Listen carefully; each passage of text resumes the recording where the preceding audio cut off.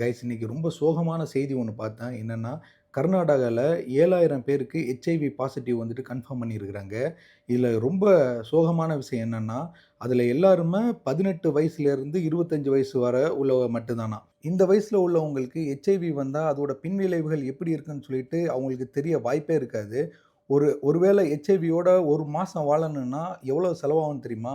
அந்த மெடிசின்ஸோட காஸ்ட் எவ்வளோன்னு தெரியுமா? மிச்சம் இருக்கிற இப்ப 25 வயசுனா, இன்னும் 50 வருஷம் அவங்க வந்துட்டு இந்த வைரஸோட போராடி வாழணும். அஸ் எ மெடிக்கல் ப்ரொஃபஷனா ஒரு இம்பார்ட்டன்டான மெசேஜ் சொல்றேன். இந்த வீடியோவ நெறைய பேருக்கு ஷேர் பண்ணுங்க. ஒருவேள நீங்க ஸ்ட்ரேஞ்சர்ஸ் கூட அன்ப்ரொடெக்டடா இன்டர்கோர்ஸ் வச்சுக்கிட்டாலோ, இல்ல புரொடெக்ஷன் உங்களுக்கு டேமேஜ் ஆயிட்டாலோ, இம்மீடியட்டா ப்ரொஃபிலாக்சிஸ் டோஸ் நீங்க எடுத்துக்கணும். ப்ரொஃபிலாக்சிஸ் டோஸ்னா என்னன்னா, வருமுன் காக்கும் மருந்து. இத நீங்க இந்த இன்சிடென்ட் நடந்ததுல இருந்து 3 மணி நேரத்துல இருந்து 3 நாளைக்குள்ள நீங்க எடுத்துக்கிறணும். அப்பதான் இந்த வைரஸ் வந்துட்டு மல்டிபிள் ஆகாம தடுக்க முடியும். ஸோ ஒருவேள நீங்க எடுத்துட்டேலாக்க இந்த நோயிலிருந்து உங்கள பாதுகாக்க முடியும். இந்த மெடிசின்ஸ் எங்கெல்லாம் கிடைக்கும்னா, கவர்மெண்ட்டோட மெடிக்கல் காலேஜஸ், அப்புறம் உங்க டிஸ்ட்ரிக்ட்ல இருக்கிற ஹாஸ்பிட்டல்ஸ் எல்லா இடத்துலயும் கிடைக்கும். நீங்க இம்மீடியட்டா அங்க போயிட்டேலாக, அவங்க உங்களுக்கு இந்த ப்ரொஃபிலாக்சிஸ் மருந்து குடுப்பாங்க, ஹெச்ஐவி டெஸ்ட் எடுப்பாங்க, அப்புறம் உங்களுக்கு கவுன்சிலிங்கும் குடுத்துருவாங்க.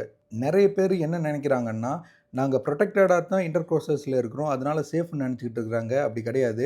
ஹெச்ஐவி கூட மெடிசின்ஸ் இருக்குது. ஆனா ஸ்கின் டூ ஸ்கின் பரவுற செக்சுவல் டிரான்ஸ்மிட்டட் டிசீஸ்க்கு நெறைய இதுக்கு மருந்தே கிடையாது. அதுல ஒண்ணு தான் ஹெர்பீஸ். ஹெர்பீஸ்னா நம்ம பிறப்பு உறுப்புகள சுத்தி அம்மை போட்ட மாரி பொக்களம் பொக்களமா இருக்கும். நீங்க மிச்சம் இருக்கிற லைஃப் ஃபுல்லா இது கூட போராடுற மாரி இருக்கும். வாழ்க்கையே நரகமா இருக்கும். இதுக்கெல்லாம் மருந்தே கிடையாது.